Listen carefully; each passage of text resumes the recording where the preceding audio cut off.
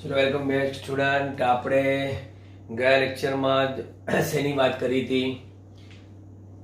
ડાઇલેક્ટ્રિકની હાજરીમાં વિદ્યુત ક્ષેત્ર ઘટે છે. બરાબર કે ડાઇલેક્ટ્રિક આવે તો જે વિદ્યુત ક્ષેત્ર હવામાં હતું E0 જેટલું, પણ ડાઇલેક્ટ્રિકની હાજરીમાં એના ડાઇલેક્ટ્રિક અચળાંકના ભાગનું એટલે કે E0 ભાગ્યા K જેટલું થાય છે. એની એક આખી થિયરી જોઈ અને ડાઇલેક્ટ્રિક અચળાંક અને વિદ્યુત સસેપ્ટિબિલિટી વચ્ચેનો આપણે સંબંધ પણ મેળવ્યો. બરાબર. હવે આજે આપણે લેક્ચરમાં આગળ વધીએ છીએ.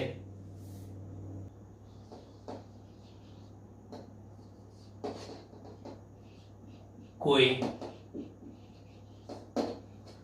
ગોળાનું કેપેસિટન્સ. આ શું છે? કેપેસિટરની શરૂઆત પૂર્વેની આ ચર્ચા છે. કોઈ ગોળાનું કેપેસિટન્સ એટલે મારી પાસે એક વાહક ગોળો છે.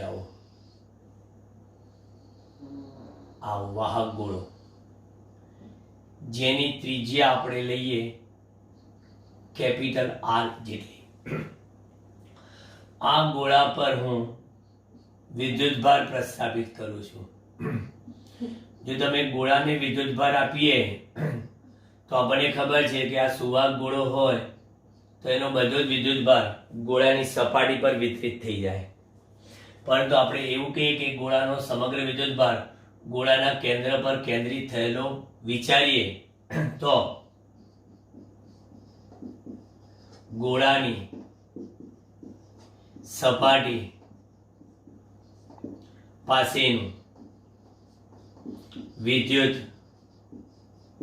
સ્થિતિમાન તમે કેટલું લખી શકો? V બરાબર, જો આ વિદ્યુતભાર કેપિટલ Q લઈએ તો વિદ્યુત સ્થિતિમાન બરાબર 1/4πε0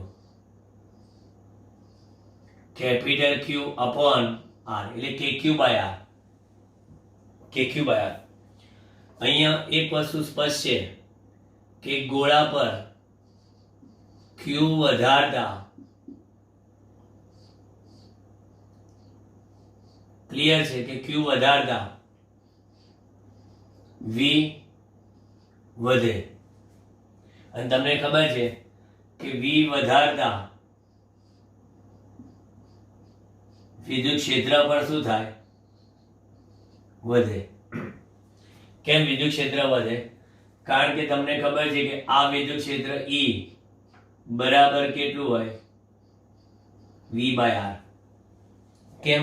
કેમ કે વિદ્યુત ક્ષેત્ર આપણને એ પણ ખબર છે કે વિદ્યુત ક્ષેત્ર E બરાબર KQ/R².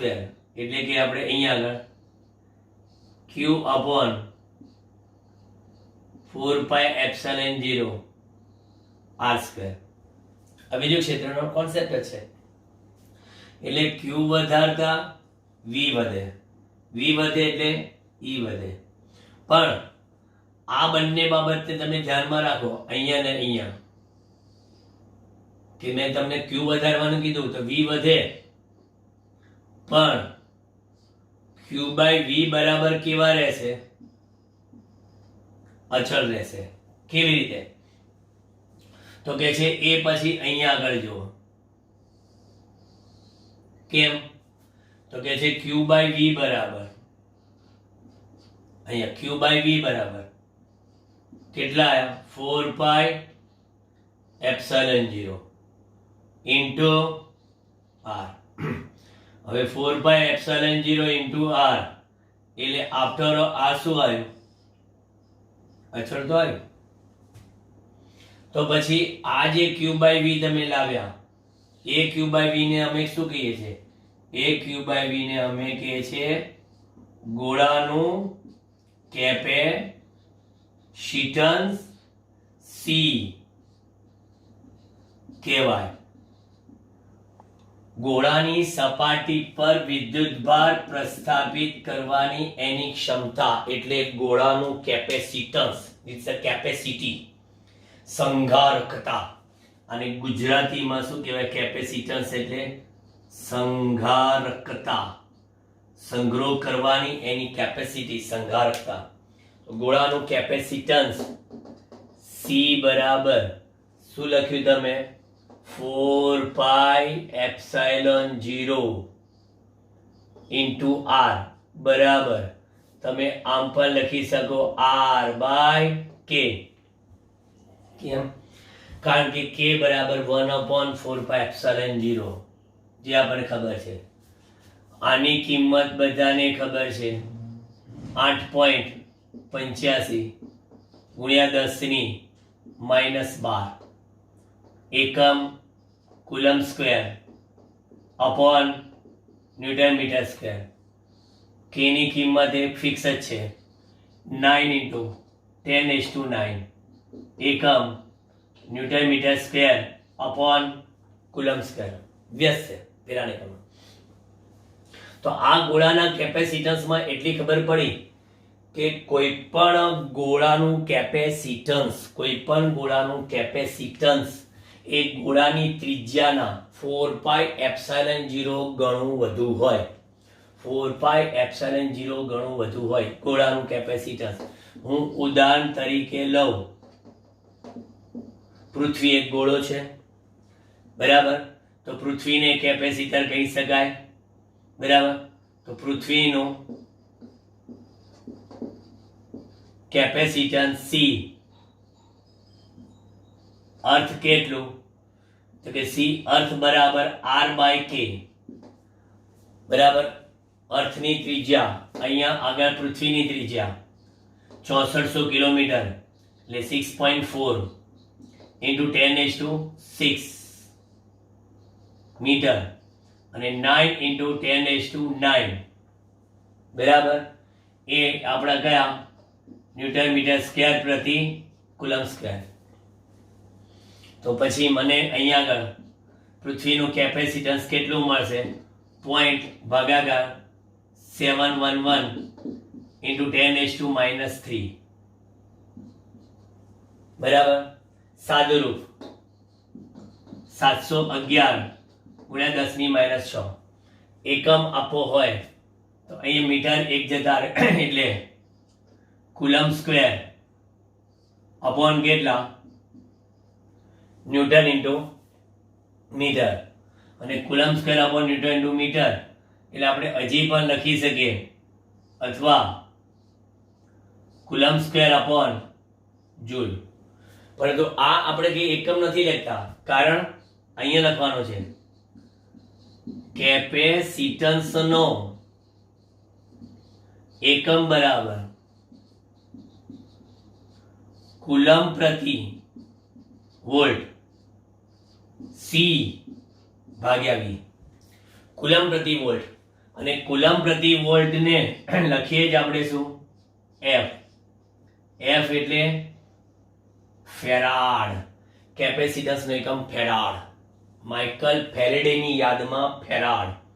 એટલે 1 ફેરાડ બરાબર 1 કુલમ પ્રતિ 1 વોલ્ટ લખવામાં આવે છે. 1 ફેરાડ બરાબર 1 કુલમ પ્રતિ વોલ્ટ. તો અહીંયા આગળ આપણે અર્થનો કેપેસિટન્સ સી અર્થ કેટલું લાયા 711 માઇક્રોફેરાડ. કારણ કે વ્યવહારમાં કેપેસિટન્સનો એકમ શું લેવાય છે ખબર છે? માઇક્રો કે પિકો ફેરાડમાં લેવાય છે. કેપેસિટન્સમાં 1 મિલીફેરાડ 1 માઇક્રોફેરાડ 1 માઇક્રોફેરાડ એટલે 1 પિકોફેરાડ બરાબર. 1 પિકોફેરાડ થઈ ગયો. પછી 1 નેનોફેરાડ. આ બધા કેપેસિટન્સના વ્યવહારના એકમો આ જ વપરાવાના છે. -3 -6 -9 ફેરાડ બરાબર વ્યવહારમાં. હવે કોઈ તમને પ્રશ્ન પૂછે કે સાહેબ આ માઇક્રોફેરાડમાં જ કેપેસિટર 1 ફેરેડેનું લેવું હોય ને તો તમારે આ ગોળો કેવો લેવો જોઈએ બરાબર? એક આશ્ચર્ય પમાડે એવો પ્રશ્ન તમને અહીંયા આગળ કહું. અહીંયા આગળ ડેન્જર ઝોન, બરાબર. કોઈ કહે સાહેબ મારે 1 ફેરેડેનું કેપેસિટન્સ જોઈએ છે, 1 ફેરેડેનું. અહીંયા આગળ લખું C બરાબર 1 ફેરેડેનું કેપેસિટન્સ મેળવવા માટે ગોળાની જરૂરી ત્રિજ્યા R કેટલી? જો એક ગોળાનું કેપેસિટન્સ 1 ફેરેડેનું કેપેસિટન્સ મેળવવું હોય ને તો ગોળાની ત્રિજ્યા કેટલી જોઈએ? તો અહીંયા આગળ આવી જાઓ કે ત્રિજ્યા R બરાબર CK, બરાબર. એટલે જોજો R બરાબર C તો તમે એક જ કીધા છે, ગુણ્યા 9 ગુણ્યા 10 ની 9 મીટર. એટલે R બરાબર કેટલા થયા ખબર છે? 9 ગુણ્યા 10 ની 6 ઘાત કિલોમીટર. જોઈ લો આપણી પૃથ્વીની ત્રિજ્યા વાળી 6400 કિલોમીટર છે, એટલે કે 6.4 ગુણ્યા 10 ની 4, બરાબર. એના કરતા મોટો ગોળો લાવવો પડે કેપેસિટર. પૃથ્વી ક્યાં મૂકશો? પૃથ્વી કે મારી જગ્યા આટલી છે, તમને ક્યાં બેહવા દો. એટલે વ્યવહારમાં વપરાતા બધા કેપેસિટન્સ જો ને પૃથ્વી જેવા, પૃથ્વીનું પણ 711 માઇક્રોફેરેડ છે. એટલે 1 ફેરેડનું કેપેસિટન્સ જોઈએ તો તમારો જાયજેન્ટિક ગોળો જોઈએ, એટલે આ શક્ય નથી. અને બીજું, તમારે હવે આગળની ચર્ચાની વાત કરવાનો થોડો મસાલો બનાવીએ કે તમે જુઓ છો કે Q વધારીએ તો V વધે, V વધે તો E વધે. એમ Q વધારતા જઈશું વિદ્યુત સ્થિતિમાન વધતું જ જશે, E વધતું જશે. પણ ગોળા પર વિદ્યુતભાર જેમ જેમ વધતો જાય તો વિદ્યુત ક્ષેત્ર વધતું જાય, વિદ્યુત ક્ષેત્ર પ્રબળ બનતું જાય. તો અમુક મર્યાદામાં જ વિદ્યુતભાર પ્રસ્થાપિત થાય. તમે એવું ના વિચારતા કે ગોળાનું કેપેસિટન્સ વધારવું હોય તો વિદ્યુતભાર વધારવો જોઈએ, પણ વિદ્યુત સ્થિતિમાન ઘટાડીને વિદ્યુતભાર વધારો તો જ ગોળાનું કેપેસિટન્સ વધે. તો એ માટેની રચનાની આપણે પછીના બોર્ડમાં ચર્ચા કરીએ છીએ. જોઈ લો ત્યાં સુધીમાં.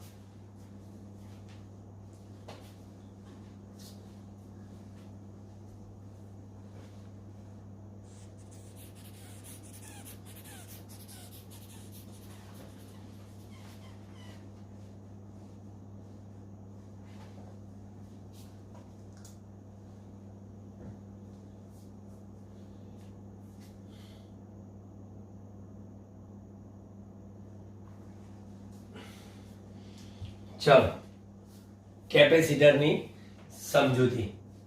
હવે આ કેપેસિટરની સમજૂતી મેળવવા માટે આપણે આવો એક યાદચ્છિક આકારનો સુવાહક લઈ લઈએ. એક યાદચ્છિક આકારનો સુવાહક. આ સુવાહક પર આપણે ધન વિદ્યુતભાર પ્રસ્થાપિત કરેલો છે. આ સુવાહક પર ધન વિદ્યુતભાર, એટલે સુવાહક પર ધન વિદ્યુતભાર જે પ્રસ્થાપિત કરેલો છે એટલે અહીંયા આગળ કહીએ પ્લસ Q. એટલે સુવાહકમાં વિદ્યુત સ્થિતિમાન કેટલું છે? V1 સુવાહક પરનું. ઓકે, તો હવે અહીંયા આગળ એટલું સ્પષ્ટ જે હમણાં આગળની ચર્ચામાં કીધેલું કે Q વધારતા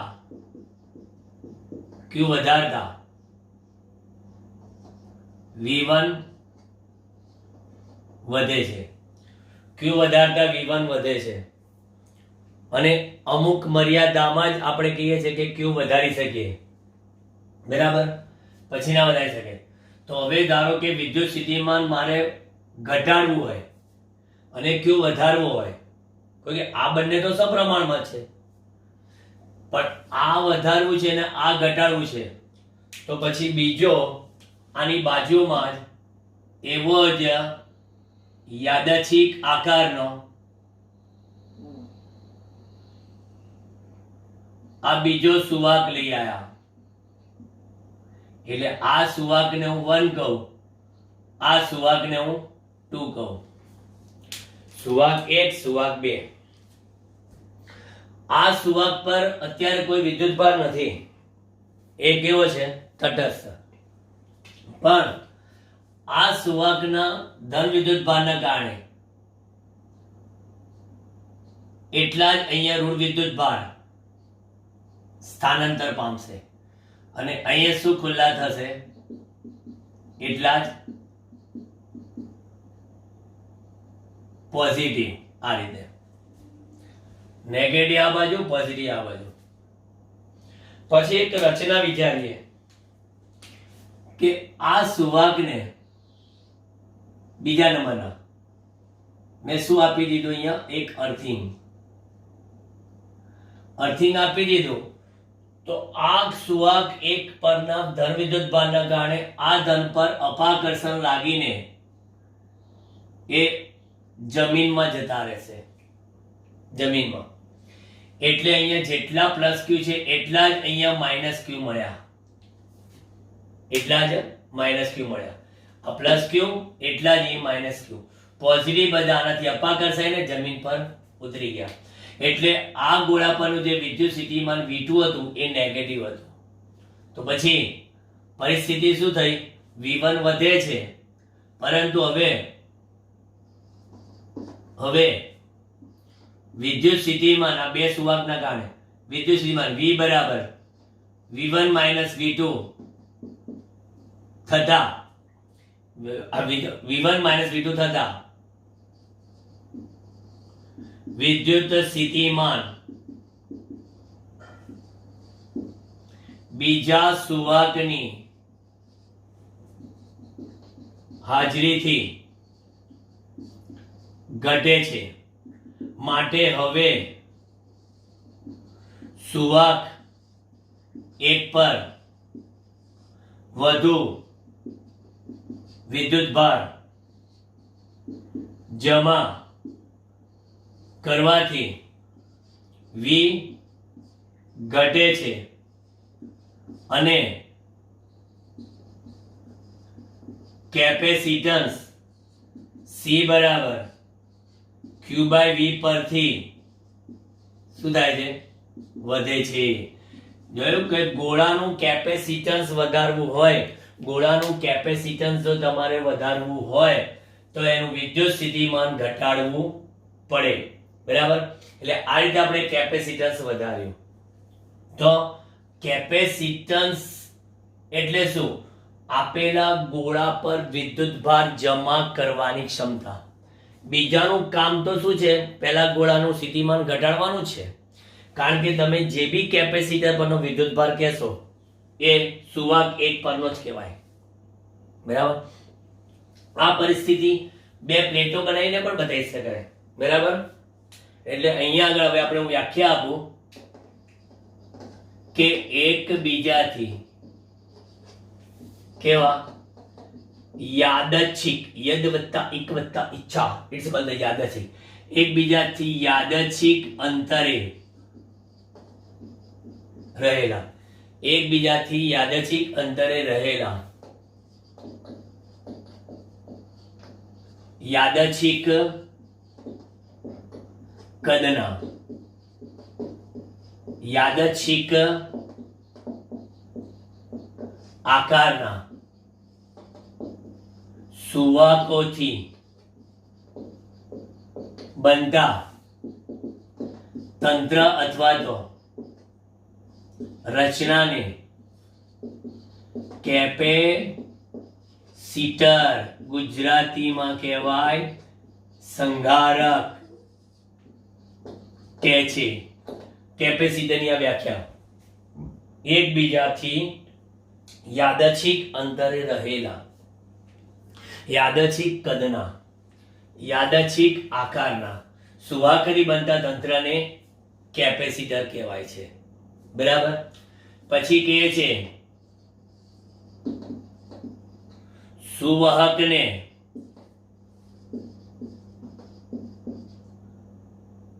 સુવાહકોને કેપેસિટરની પ્લેટો, પછી ધન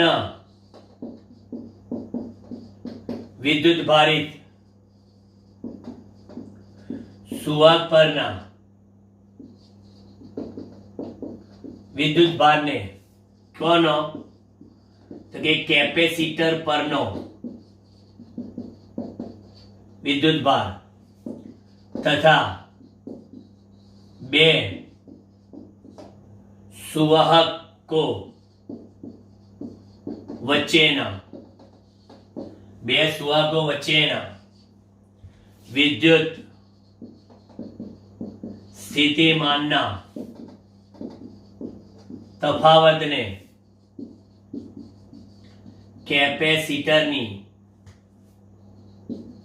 બે પ્લેટ અથવા તો સુવાહકો વચ્ચેનો વિદ્યુત સ્થિતિમાનનો તફાવત એટલે કે પીડી કહે છે. કેપેસિટરની બે પ્લેટ વચ્ચેનો પીડી કહે છે.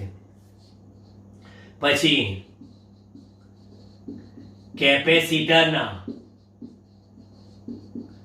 કેપેસિટન્સનો એકમ હમણાં જ વાત કરી ફેરાડ અથવા તો શું કુલમ પ્રતિ વોલ્ટ કે છે. આ કેપેસિટન્સ એટલે કુલમ પ્રતિ વોલ્ટ કે છે. કેપેસિટરનો સંકેત આવી બે સમાંતર લાઈન આ પ્લસ માઇનસ બરાબર આ સી, અહીંનો વિદ્યુત ભાર ક્યુ, વિદ્યુત ભારનો તફાવત વી. કેપેસિટરની ધરપ્લેટ પરનો વિદ્યુત ભાર એટલે કેપેસિટર પરનો વિદ્યુત ભાર. બે પ્લેટ વચ્ચેનો પીડી એ કેપેસિટરનો પીડી બરાબર. હા, અને ચલિત કેપેસિટન્સ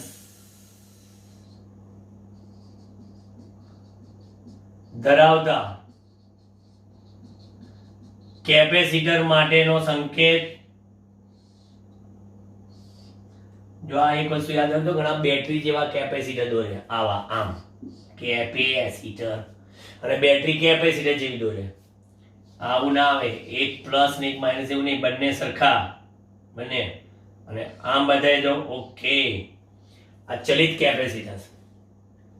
ઘણા કેપેસિટન્સ આને વેરિયેબલ કેપેસિટર કહેવાય. વેરિયેબલ કેપેસિટર જેમાં કેપેસિટન્સનું મૂલ્ય સતત શું થતું હોય? બદલાતું હોય. કેપેસિટન્સનું મૂલ્ય બદલાતું હોય એટલે વેરિયેબલ કેપેસિટર, ચલિત કેપેસિટન્સ બરાબર. એ રીતે આપણે બતાવી શકીએ બરાબર. આ કેપેસિટરની વાત થઈ ગઈ. હજી તો કેપેસિટરમાં પદાર્પણ કર્યું બરાબર. આ સુવાહકોના આકાર તમે જોઈએ કે જો આપણે આ સુવાહકો જે છે બરાબર, એક સુવાહક ગોળ હોય એની ઉપર વચ્ચે હવાનું માધ્યમ રાખીને બીજો સુવાહક મૂકી દઈએ, કારણ કે અહીંયા આગળ આપણે ચર્ચા કરી છે માત્ર છે એની બે સુવાહકો વચ્ચે હવા છે, હવા. કેમ કે હજી તો આગળ જતા જોઈશું કે હવાની જગ્યા પર કોઈ ડાઇલેક્ટ્રિક મીડિયમ વધારે રાખીએ ને તો કેપેસિટન્સ વધશે.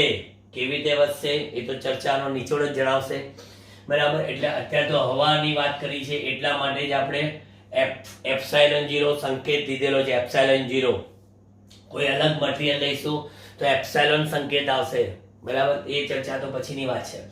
હવે આ મેં તમને કીધું કે ગોળાકાર હોય તો ગોળીય કેપેસિટર મળે, નળાકાર હોય તો નળાકારીય કેપેસિટર મળે, અને સમાંતર એટલે બે પ્લેટ આમ સીધી હોય, સમતલ હોય તો પ્લેન હોય તો સમતલ હોય તો કે જે સમાંતર પ્લેટ વાળું કેપેસિટર મળે. એટલે ટૂંકમાં 3 પ્રકારના કેપેસિટર આવે છે, પરંતુ આપણા પુસ્તકની મર્યાદાને ધ્યાનમાં રાખતા આપણે એક કેપેસિટર સમજવાનું છે. કયું? સમાંતર પ્લેટ વાળું કેપેસિટર.